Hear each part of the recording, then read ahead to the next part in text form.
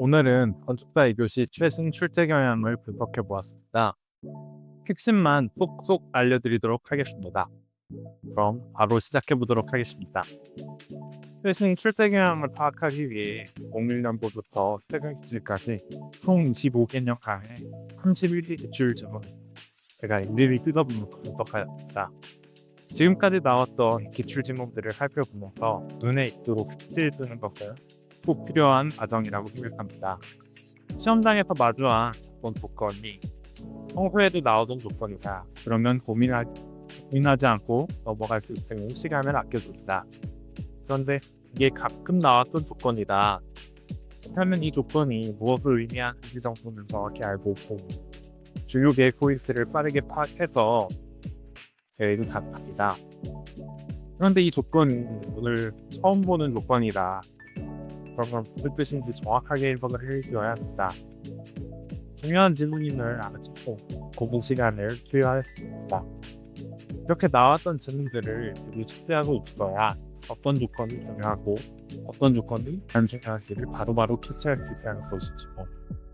매번 학원 문제만 풀다가 바로 시험장에 가면 어떠한 특정 질문의 중요성을 이렇게 일시보고도 이해가 어렵기 때문입니다. 다음 자료는 제가 직접 01년도부터 지금까지 25년간 출제된 모든 질문을 엑셀 파일로 정리한 자료인데 지금 보시는 화면에 있고 일부만 캡처된 자료이고 오늘은 이 자료를 바탕으로 그간 어떤 질문이 어떻게 출제되었고 또 최근에는 어떻게 나오고 있는지를 알려드리도록 하겠습니다. 그런데 한 가지 여러분들도 직접 이렇게 기출 문제를 정리하는 작업을 해보시는 것을 추천드립니다. 제가 드리는 설명을 그냥 수동적으로 듣기보다 능동적으로 직접 정리해 볼수록 기억에는 더 또렷하게 남을 수 있기 때문입니다. 지금까지 25년 동안 2교시 문제는 총 4번의 출제 경향의 변화가 있었다고 생각합니다. 그래서 저는 0세대부터 4세대로 구분을 해서 보고 있는데요. 먼저 01년도부터 04년도까지 0세대의 특징은 지금처럼 8과목 체제가 아닌 2과목이었던 시절이었고 300분의 1 스케일로도 출제되었던 스펙도 지금과는 스타일이 엄청 달랐습니다. 다음 05년부터 11년까지의 1세대는 그 특징을 3층 이상 이상의 건물로도 출제가 되었었고 지금 조건이 많이 주어졌어서 어려웠던 수배입니다. 그 다음 12년부터 17년까지 1세대는 갑자기 지문 조건 수가 줄어들면서 계획의 자율도가 올라가서 난이도가 좀 떨어졌었던 시대입니다. 다음 18년부터 21년 이해까지의 3세대부터는 지문 조건은 다시 늘어나서 난이도가 올라갔고 22년 1회부터 최근까지 이어지고 있는 4세대는 지문 조건이 늘어남과 동시에 에너지 기준까지도 적용돼서 실제가 되고 있습니다. 0세대에서 2세대까지는 지금과는 경향이 많이 벗어나 있기 때문에 직접 문제를 풀어볼 필요는 없습니다. 다만 과거에 출제되었던 증명 조건이 다시 등장할 수는 있으니 어떠한 종류의 증명이 나왔었는지 정도는 꼭 살펴보셔야 한다. 그 다음 3세대에서 4세대까지는 최근 경향이 다 있다고 생각합니다. 그래서 이번 시험도 저는 18년도부터 차례대로 올라오면서 풀어온 중입니다. 반복해서 풀면서 심도 있는 학습이 필요한 회차라고 생각합니다.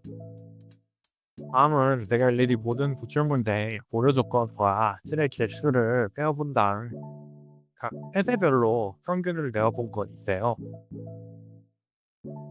보시면 2세대는 조건과 실의 개수가 가장 적었다가 3세대, 4세대 이렇게 최근으로 오면서 점점 조건과 실의 개수가 많아지는 것이 추세입니다. 조건과 실이 많아졌다는 것은 지문을 파악하기 더 어려워졌다는 말이고요. 수많은 조건에 부합하도록 계획을 세워야 하기 때문에 자유도가 떨어졌고 또 이 모든 조건을 맞추면서도 깔끔한 계획, 즉 형태와 영역, 동선 정리도 함께 어려워졌다는 뜻입니다. 여러 가지 조건을 맞추다 보면 건물의 형태도 이상해지기 쉽고 영역과 동선이 틀어지기도 쉬워졌다는 것이죠. 해보시면 알겠지만 특히 코어, 승강기와 계단을 배치하는 것이 정말 어려워지고 있습니다. 최근 시험은 조건과 실이 이렇게 많아지면서 결국 형태의 동선을 누가 더 깔끔하게 정리하느냐에서 되어버렸다고 생각합니다. 다음은 지문 용지와 답안 용지의 구성입니다. 그간 기출 문제가 어떻게 구성되어 있는지 제가 모든 기출 문제를 열어보면서 비교해보았고요. 발견한 것은 최근에 고정된 구성으로 나오고 있다는 것입니다. 학원 문제들만 풀다 보면 지문 용지와 답안 용지가 랜덤하게 구성되어 있어서 잘 파악하기 어려운 부분인데요. 먼저 좌측의 지문 용지 구성은 개요, 면접표, 고려사, 이분서로 나오는 형태로 최근 7번 연속해서 출제가 되고 있습니다. 만약에 문제를 받았는데 이 구성에서 벗어나게 출제가 되었다. 그러면 갑자기 출제자가 바뀌었을 가능성이 크고 무언가 대대적인 변화가 있을 수 있고 긴장을 해야겠지.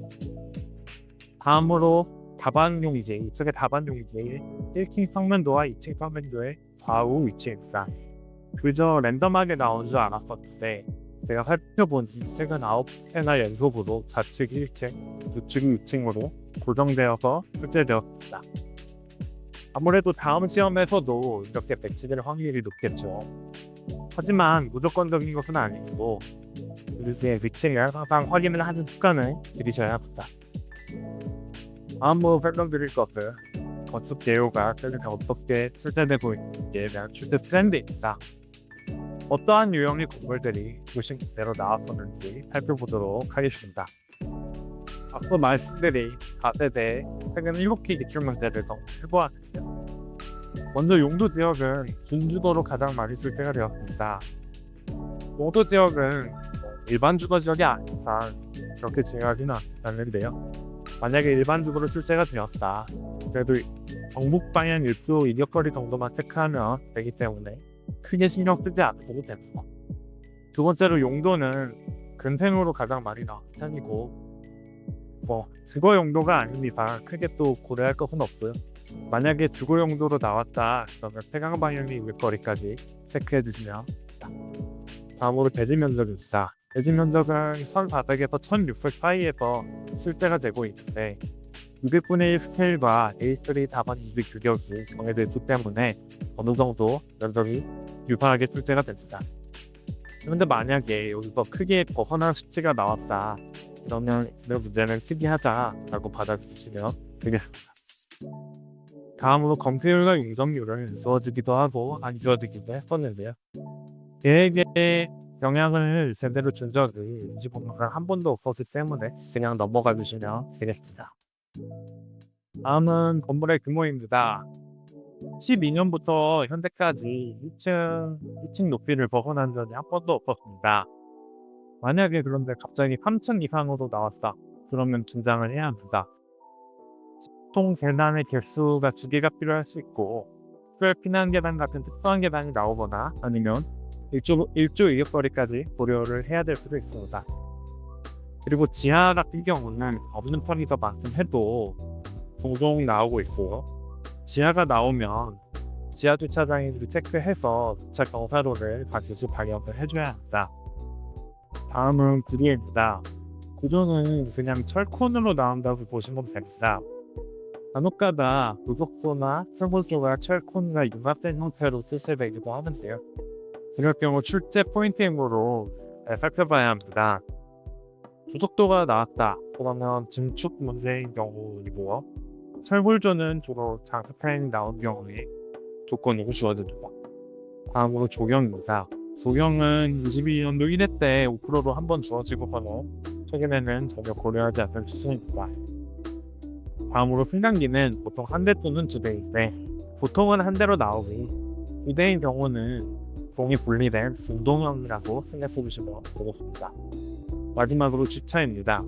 주차는 최근에 비중이 확대되는 편입니다. 지방의 8대에서 10대까지도 주차장을 설치하게 하거나 지하 경사로를 만들어주는 형태로 강화돼서 출제가 되고 있습니다. 그렇기 때문에 주차에 대한 법규는 제가 따로 영상을 제작해서 깊이 있게 다뤄보도록 하겠습니다. 다음은 제1교지 두 번째 페이지에 현황도가 어떻게 출제되고 있는지 살펴보도록 하겠습니다. 마찬가지로 최근 7개 회차를 살펴볼 텐데요. 현황도에서 대지의 가로 세로 길이를 확인할 수 있는데 대지 면적이 어느 정도 정해져 있었듯이 가로 세로 길이도 K가 다반작성 용지가 정해져 있으므로 대략 가로는 33에서 35m, 세로는 42에서 42m의 박스 형태로 주어져 있습니다. 다음 도로 조건은 이면 도로가 가장 많이 나오고 있습니다. 경륜에 따라서 더 넓은 주도로에서 직수립, 고도로에서 차량 수립이 이루어집니다. 다음은 인접대지 도로이고 이렇게 분석해보기 전까지는 전혀 몰랐는데 18년도부터 최근까지 모든 지분에서 인접대지의 공원이 등장하고 있습니다. 도망 조건 같은 것들을 잘 챙겨주시면 됩니다. 다음은 대지 레벨입니다. 대지 레벨은 대부분 평지로 나왔고요. 최근에 23년도 2회차 때 4m 강사이가 나왔었습니다.